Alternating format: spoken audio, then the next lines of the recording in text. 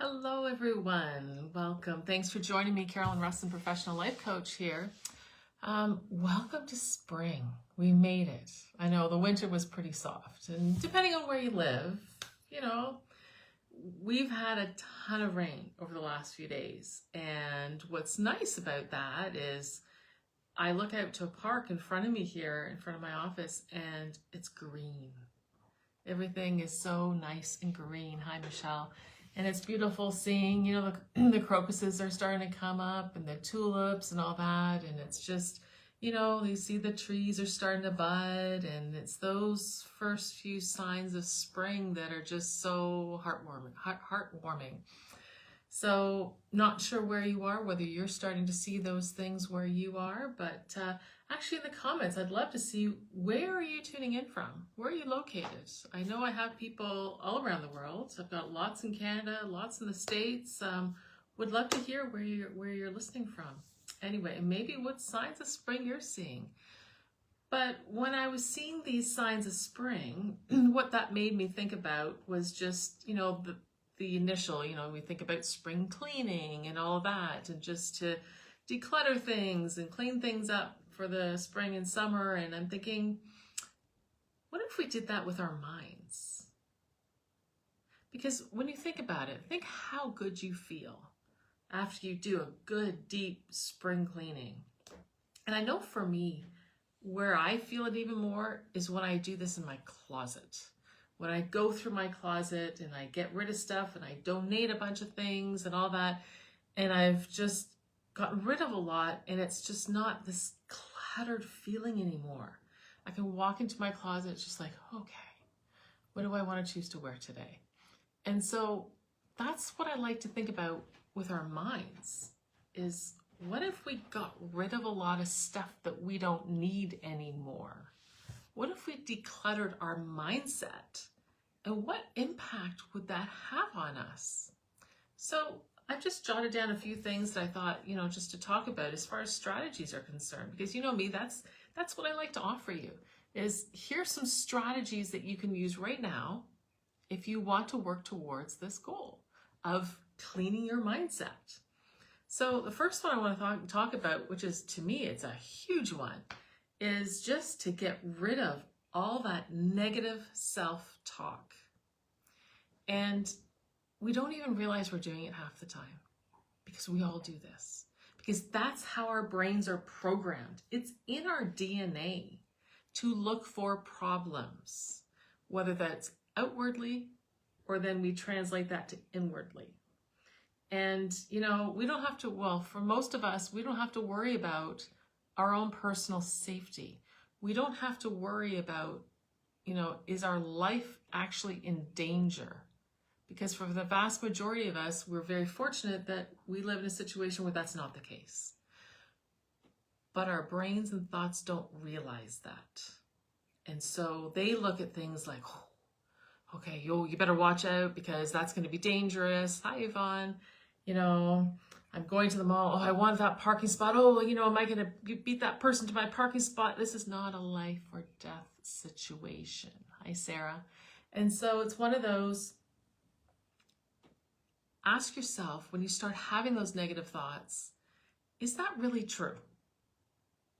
Like, whatever it is that you're thinking about yourself or the situation, is that really true? And it's fascinating because when you start being able to recognize this, you'll start recognizing it in other people as well.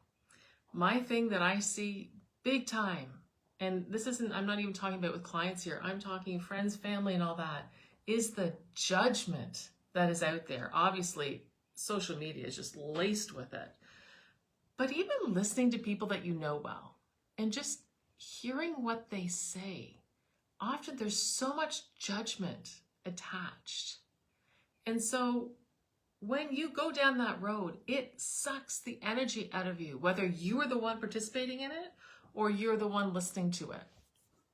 So negative self-talk. I know I'm kind of circling around a bunch of different things here, but negative self-talk. Think about, how do I talk to myself? And would I talk to my daughter this way? If you happen to have a daughter, the way you talk to yourself, would you talk to her that way? Or would you want her to talk about herself that way? Chances are probably not. Hi, Kira. So really questioning the language that you use. Language is huge.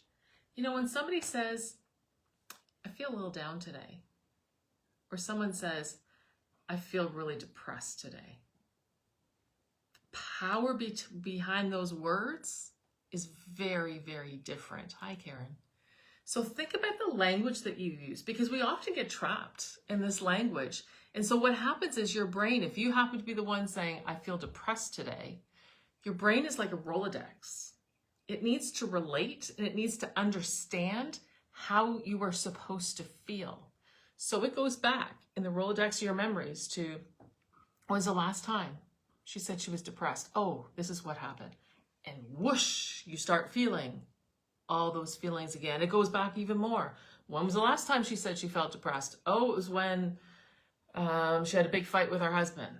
Whoosh, those feelings come back and you feel them again. And it keeps going and going and going. And so that's why when you say something, and I've just picked randomly, I feel depressed. When you say, I feel a certain way, and maybe it's because of a certain situation that's happening at the moment, hi Lisa, you are not going to just have the feelings that pertains to that situation. You're going to have all those, in this situation, depressed feelings from all the times in your past when you felt depressed. So that's why sometimes we think, why are we feeling so many feelings? Why does this feel so intense? Because the situation isn't that intense. That's why. That's why. And I'm sure you've heard me talk a lot, or you've heard past clients or current clients, and then reviews have talked about timeline therapy.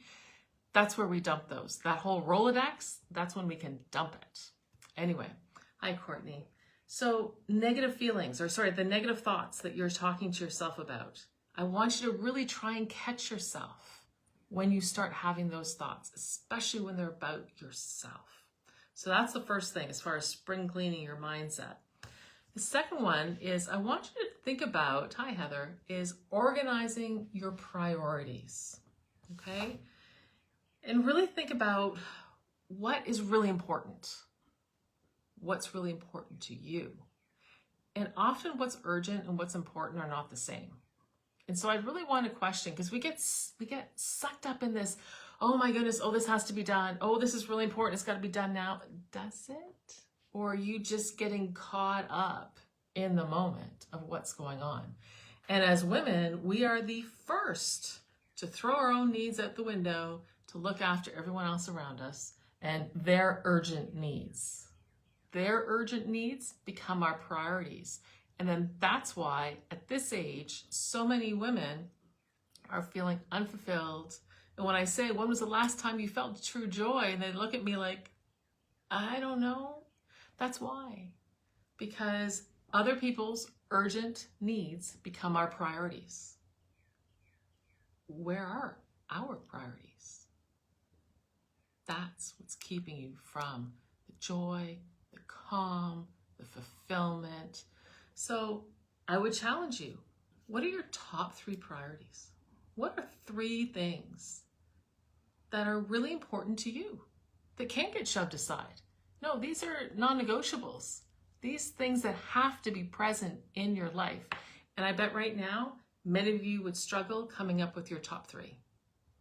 So take that time, because we haven't thought about it. That's why. Take the time to actually think, okay, what are my top 3 non-negotiable priorities? These things have to happen in my life. The next thing I want to look at is donating your beliefs. Okay, so as I talked about in the beginning, my example of, going through my closet and donating clothes. Okay, we need to donate and get rid of some of our beliefs because they aren't true anymore. Things like, I'm too old to start fresh. I'm not young enough to switch my careers. I'm too old to start a new relationship now that my marriage is over. They're not serving you. Like, I look at people who are in their 70s and 80s and they have so much vitality to them, and they're getting out there in the world and they're doing things and they're serving people and they're socializing. And it's fantastic. And when I look at these people, I think of, there's some people that I know of that I actually see at my tennis club where I play. And I'm like, damn, that's who I want to be when I'm 80. I want to still be out there playing tennis. I still want to be out there socializing. I still want to be out there making an impact in the world. Just because of your age doesn't mean that you can't do those things. Those are the beliefs. Those are your beliefs that are controlling your thoughts and your feelings. So when you think, I'm too old to go and meet a new guy and start a new relationship, that makes you feel a certain way. That kicks your confidence to the curb. That makes you feel very down. Your physiology kind of curls in. And then you become this, you create your own future of, yeah, no, you're not going to meet anyone because you're not putting yourself out there. You're not putting your best you out there. So I want you to really think, whatever your situation is, donating your beliefs or even just kicking them to the curb, saying they don't serve me anymore. So think about, what are some of those thoughts that keep coming and those beliefs that you have? I'm not good enough. No one's going to love me. Those are like the two biggest universal beliefs that just kill dreams. Kill dreams completely. You are good enough. Absolutely, you are good enough. Could you be happier? Could you do more things? Absolutely. But right now, in this moment, you are good enough. And if you're not hearing that from anyone else, you're hearing it from me. You are good enough. The next one, let's just freshen things up a bit. How about changing up your routine? Whether that's incorporating new things in your life, maybe going out and joining some new organizations, doing some new activities, maybe incorporating some new hobbies in your life. That helps shift things. And if you think to yourself, yeah, I've tried that before and then I don't stick to it, here's the trick. If you pay for it, you will have a better chance of sticking to it. So here's an example I give you. After I had my daughter, who's now 18, I decided I needed to get back into shape because she was my third kid and I just, wanted to strengthen those core muscles and all that stuff. I know if I had just joined a gym or I just decided to work out here at home, it wouldn't have happened. Would not have happened. Instead, I joined, back then it was called, it was a Pilates class. It was in between a Pilates and a exercise ball class. So Pilates on an exercise ball. And I had to pay up front. This was just through the town. And it was once a week. It was every Wednesday night at 7 o'clock. I knew I would go. And because I had young kids, not only did I have to pay for that, but I also had to set up babysitters. So if I'm doing all that, you better believe I'm leaving the house and I'm going out. And what ended up happening was I became good friends with the instructor, and her daughters used to come and babysit. So she'd come, drop off her daughters, pick me up, we'd go to the class. There were so many accountability pieces in that situation. So every week I was there. And as soon as I got my butt out the door and I got there, I had a blast. Not only was it good for me physically and building up strength, but socially, meeting people and getting out and talking about things other than kids and changing diapers and all that stuff back then. So if you are stuck with starting something fresh, think of signing up for something that you have to pay for. Like it might be even like a lot of people are playing pickleball these days, signing up where you actually have to pay and people are expecting you to go. That's how you hold yourself accountable. But just think, what are some things that it's springtime, you're getting out more. How can we freshen up what we're doing? The last one I want to look at is dusting off your dreams. So often when I ask women, okay, if you had an extra hour of the day, what would you like to do? And 9 times out of 10, they're like, I don't know, because they've never had the opportunity and they've never really thought about it. So I would challenge you, what were some of your dreams 10, 20, 30, 40 years ago? Maybe it's time to dust those off. because often those dreams, they gave you joy. So are they things that you can pull into your life right now? Or maybe just thinking about what those dreams are will just spur other ideas that will just get those creative juices going. But thinking like what were not just, oh, what are the chores I have to do? No. What are some things that bring you joy? What are some things that just fire you up? When you do this, you feel so good. Those are the things that need to start to be incorporated into your life more. So I hope this has helped. I know some of you joined me partway through. I will be posting this in the group so you can go back and watch it. If you're watching it on replay, please type replay. I mentioned in the beginning, in the comments, right? Because I was talking about how we had so much rain here and I'm looking out to a park and it's just so nice and green and starting to see the tulips and the crocuses coming up. It's beautiful. Where are you in the world? Just type below where are you located? I'd be very curious to see. But so thinking about, okay, it's springtime, not just cleaning the house, not just cleaning your closets. Let's think about cleaning this up and what we can do to help that. And if that's something that you're stuck in, you know where to find me. You want to hop on a free 15-minute call. We can talk about what your obstacles are. I can give you a few suggestions as to how to move forward in your specific situation. And if you want to talk about working together, we can do that. There's no strings attached here. Hi, Bev. So you know where to find me. You know, type me below. I can easily set up a 15-minute call. No worries. I will be doing, I'm going to send an email later this week with these strategies. So if you want to review them, that's great. But watch the video again, type replay, type where you're located. And I'd hope you have a fabulous week. Take care.